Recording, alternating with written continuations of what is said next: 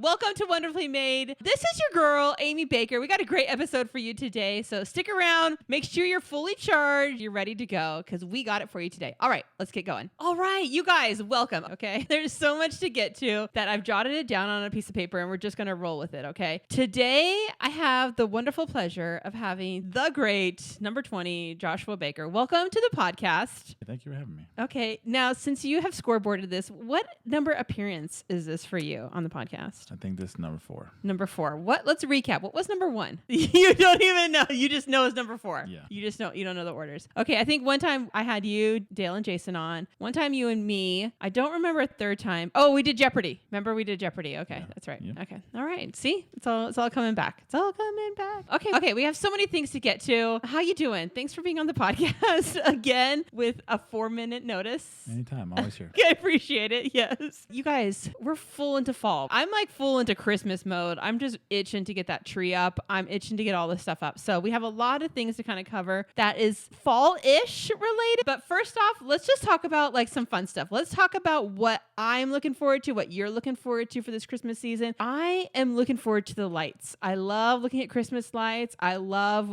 that it happens so often. Like it's just like so either it's spur of the moment or it's super planned. You're stopping at Starbucks. Hey, do you remember last year we got the like limo party bus and we went to go look at lights that one year? That was super fun. Yeah, that's cool. Yeah, you could do the whole pajama move. You can do a bunch of stuff. So I love doing something like that. A couple of years ago, we went to go see Home Alone in concert, where you go to like the symphony or something like that, and then they play the music in like the background of the movie. Where we are living right now, it's like San Diego cold, so it's like 50 degrees, and that for us is like, ooh, warm up the fireplace, like get it all going and watch the movie. So we did that this week with a random like DJ from Home Alone, or not DJ from what's her name? DJ from Full House. Yeah, she's in like every Christmas movie, and so we just picked a random one. I don't know what it's about, but it's like a lady falls in love. Like, I don't know. There's a story and all. Yeah, there's a bed and breakfast, and she's from out of town, and he's like a local yokel, and like, you know. So I love the whole Christmas movie vibe and Christmas lights and all that. What is one of your things that you're looking forward to for Christmas, or either something you want to just like add into the mix? I like doing Christmas lights, getting hot chocolate, and either driving around or walking around. Oh yeah, walking. I like sitting around by the fire and watching movies. Mm-hmm. I like putting up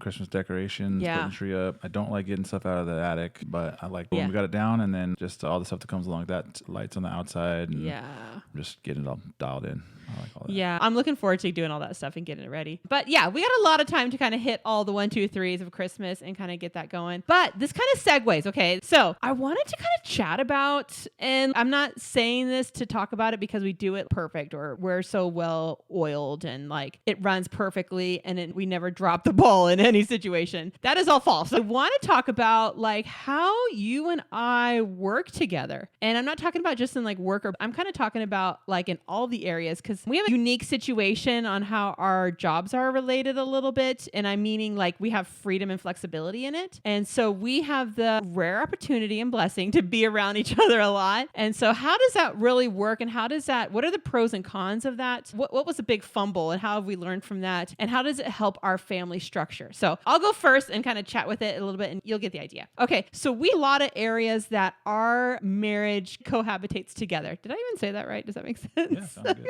Okay.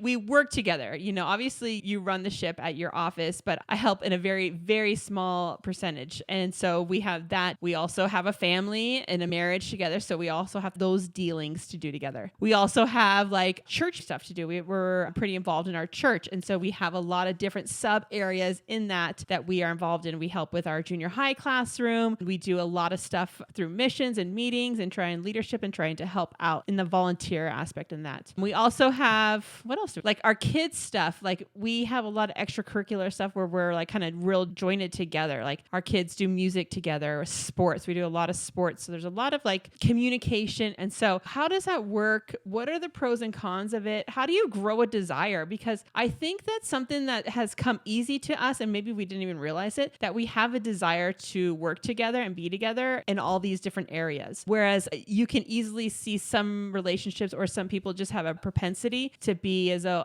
my husband stays over there, I stay over here. They go to work, I'll see them after work. It's good for us to have this time apart. It's good, all that stuff. And that is very true and very valid in a lot of different relationships. But I think it's come easy for us. And I think maybe we just didn't realize how easy it had come for us. And so what would you say is a benefit, or why did it become so easy for us to kind of work together in these avenues? And then we'll deep dive into it a little bit. I think, I guess you could start from when we were 16 years old. We've pretty much been hanging out together since we were 16 years old. And everywhere I went, you were. Everywhere you were, I was.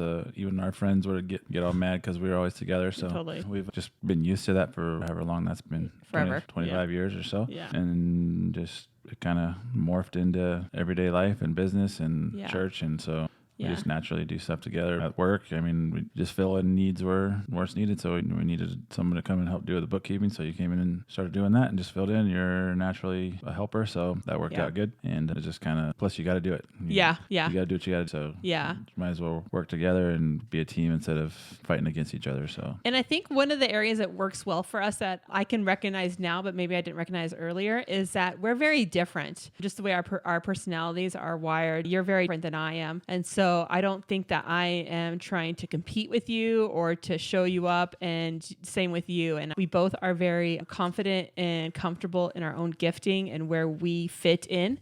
And so we don't have the need to prove ourselves or one up each other or scoreboard or anything like that with each other. I like what I like, and Josh is like, he likes what he likes. He can be good with behind the scenes and taking care of business, problem solving, having wisdom and discernment and different things, where I like to be creative and out for the funness of it and all that thing that's kind of opposite of that. Okay, so maybe you don't have a desire to be as involved, like of all the things that we've just mentioned, with either a spouse or maybe just a friendship that you are trying to work together and you got to accomplish a certain project. So what would you say is like a 1-2 as to how to build a desire to work with somebody that you just got to get something done? Meaning, like, sometimes your personalities aren't jiving. Sometimes there's no communication, or you don't even want to work with somebody. What would be something you can like give like a 1-2 step on, like just mustering up the ability to have the desire, get the accomplishment done, and like shoot for the finish line? What would be something that you would give a certain advice for that person? I mean, as long as you have a common goal, then you should be able to get a task done. And if you have a common goal, then you're on a team. And whether you like somebody or you're having personality clashes and you're on the same team, you have a common goal, you should be able to work towards that goal. Just like any sports team or anything like that, you're not always going to like every single guy on the team. But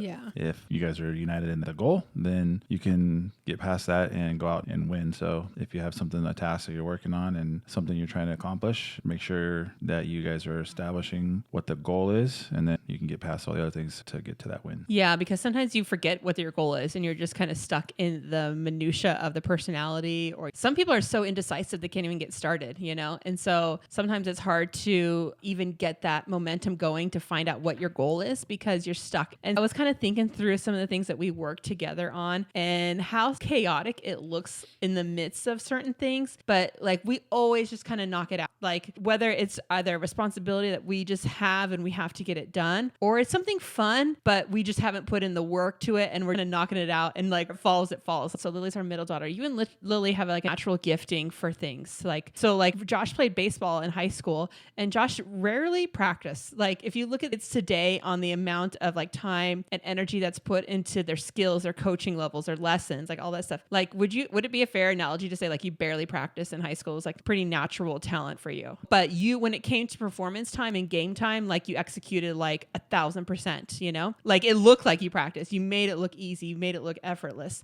And Lily has that same propensity too. Like she sings and she plays the piano. She's pretty like athletic-ish, and she does fairly well in school. All of that, and we were just talking to her today, all of that is pretty like off the cuff, It just comes naturally for her. So I was thinking about a couple of weeks ago, or actually last week. Was it last week? I don't know. Josh and Lily did a special at our church together. And day of, we're figuring out the song. Like we just had a lot of stuff going on that week. And it was on our minds, but it wasn't like on our minds to execute it yet, And so like the day of, we pick a song, which is like half the battle with a teenager is like picking the right song. I'm not kidding. Their first practice was at church like probably 20 minutes before church started. And so they naturally kind of just pulled it together. On top of all that, Lily was overcoming some illness. So she had that Phoebe like raspy voice going on. But I looked at the video. I'm not even kidding. Probably your best performance. It sounded so good. That's your example of just off the cuff on how you guys can pull it together. And that's natural for you. That's just going off a bare minimum, not putting out the effort, just going off of,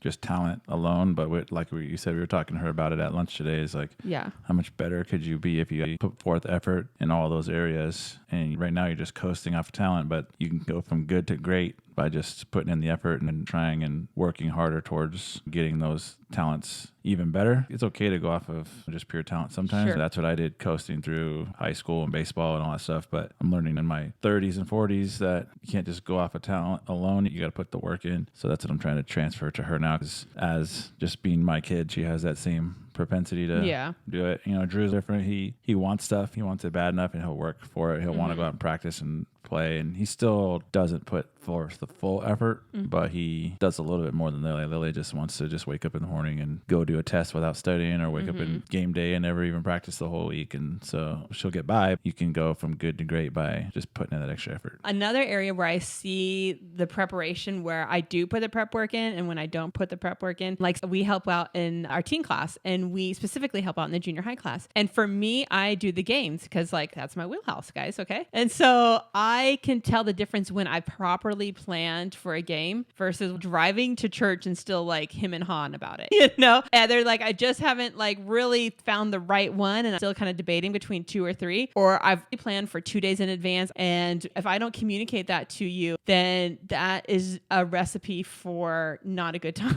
And so that's something that has come with many moons of learning that out. Would you say that communication is key in a lot of our things? Yeah, and I'm still terrible at it. Even with the teen class, I'm sometimes trying to figure out what I'm going to speak on, like as I'm walking into the class. Yeah. And you've been asking me for 2 days what I want to put on the handout. Yeah. As far as the bullet points, and I'm just like still dragging my feet. So, but I mean, a lot of times I do that and it actually comes out better. This is like a prime example of natural talent. Like you can just like pull it out. Like last week I couldn't figure out. I had to do music with Lily. Yeah. And then I was running behind on the special. We were running behind, and by the time we got done with the special, I went into the class to go teach the lesson. I hadn't even figured out what I was going to talk about yet. And I'm in the hallway like trying to figure it out. And so I was like, all right, I'll just talk about this. And I went in there, spoke on it, and the kids clapped after I was done. Like it was a good message, and I didn't even know I was going to say 5 seconds before. So you can do that sometimes, but it's better to just prepare. And I would say that's more rare than usual for you. I know we've worked out curriculums and different things, so things are a lot more pre-planned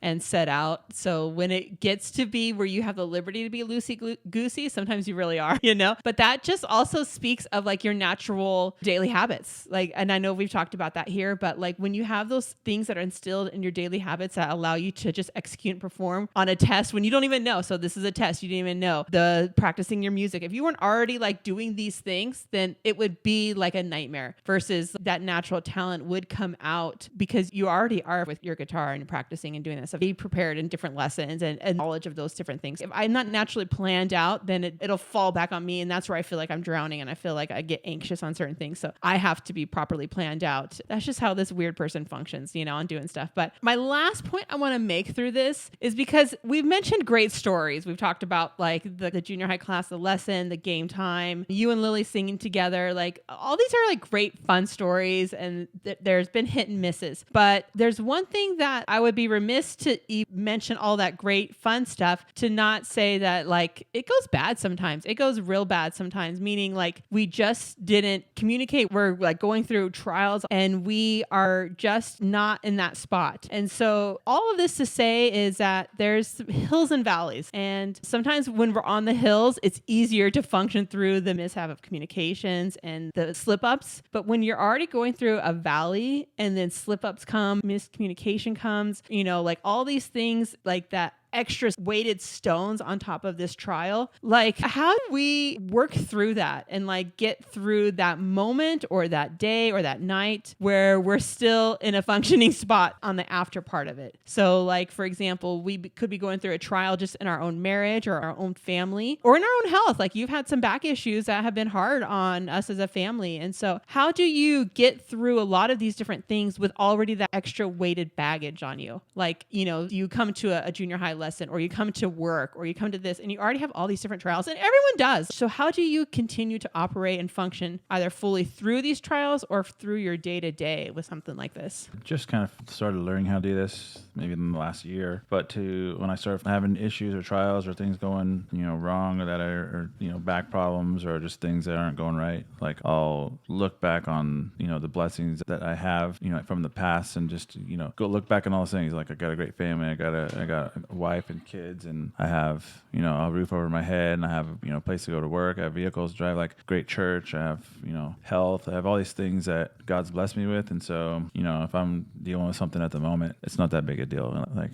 God will continue to bless as he has for 41 years, and I don't need to, you know, fret on something small. And then also just thinking about your, you know, when you're trying to push forward through something and you're not feeling it, you know, just figure out your why. Like, why am I doing this? Why do I wake up every morning? Why do I go to work? Why do I go to church? Why do I do these things? You know, figure out your why, and that'll help you to keep moving forward towards that, you know, that goal and the reason you do things, you know, family or whatever. Find your why, and then look back on the blessings that you've received in the past. That's a big deal, because like, even if you're just tired or you just don't even see the need to it, if you remember the why, or you remember your reasoning for this, then it'll give you that renewed sense of like, I can just get this done. Then I can just do this small step for this. This is something I even talked to you about it a lot of times, is I have to fake it, you know, like when your back wasn't doing great and it hurt, you know, and I can't sympathize in the way that I know exactly how that feels. But I was telling you, I'm like, well, you just got to fake it. You just got to fake it, because it doesn't feel good. It's not going to change right now. And you still have a desire, like you naturally have a desire to do things and want to be around people and your family and go to activities and stuff like that. You're prone for that stuff now. And so if you want to do that, then you just kind of have to fake it, right? Like, especially for me, sometimes I feel like I have to maintain a certain level of like energy or a level of communication with people and friendliness.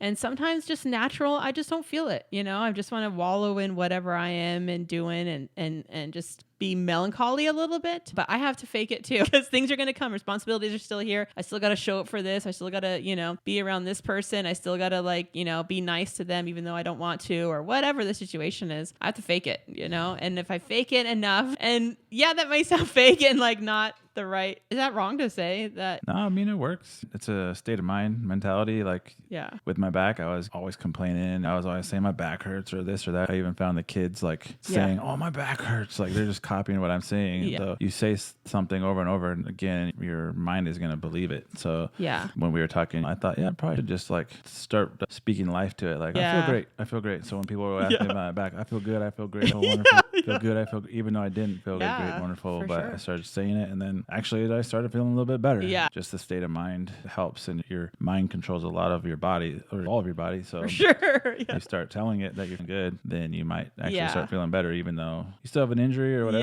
but your mentality changes. So and then people around you will start, like, people will always come up and ask me how my back is, because they could see it on my face. And so once I was getting a little tired of people asking me about my back. So finally started changing my face, and then people stopped asking me. So that worked too. Okay. Can't wait for scoreboard number 5. That's right. And I got Drew sitting here ready to go play some catch outside. So I'm going to tell my back it feels good. It feels great. It feels wonderful. Go play some catch. Okay, guys. Well, we will chat with you later. We got so many great fall stuff ahead of us. I'm looking forward to it. Our Christmas special things. And so we will see you guys. Thank you so much for joining us here at Wonderfully Made. Hey, and also you're in for a treat if you're a YouTube viewer, because you can see Josh. He's in his red Christmas festive shirt. Okay, you guys, thank you so much for joining us on the Wonderfully Made podcast. See you later. Bye.